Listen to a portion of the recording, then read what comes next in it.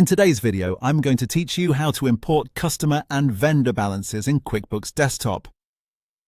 This is a quick and practical process, and it's especially helpful if you already have your customer or vendor names and balances organized in an Excel sheet. The goal here is to move that information into QuickBooks Desktop using the built-in multiple entry grid, which saves time compared to entering everything one by one. To get started, open QuickBooks Desktop and go to the top menu. From there, choose either customers or vendors, depending on which balances you want to bring in. If you're working with customer balances, click Customers and then select Customer Center. If you're importing vendor balances instead, click Vendors and then choose Vendor Center. This takes you to the area where you can manage your list and add new records in batches. Once you're inside the correct center, look toward the top left and click Add New. From that menu, choose Add Multiple Customers, Jobs if you're importing customer information, or Add Multiple Vendors if you're working with vendors. This opens a grid-style entry window where you can paste information directly from Excel.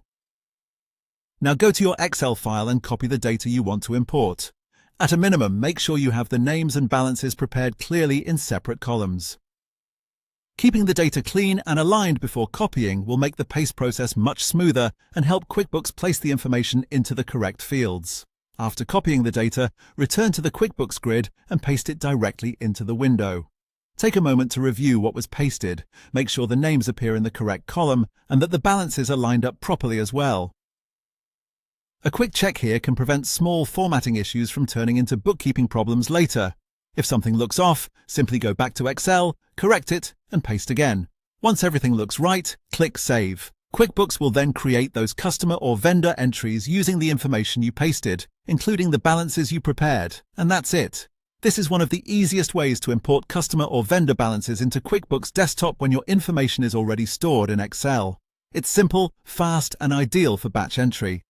If you're doing a larger setup or cleanup project, this method can save a lot of manual work and help keep your records more organized from the start.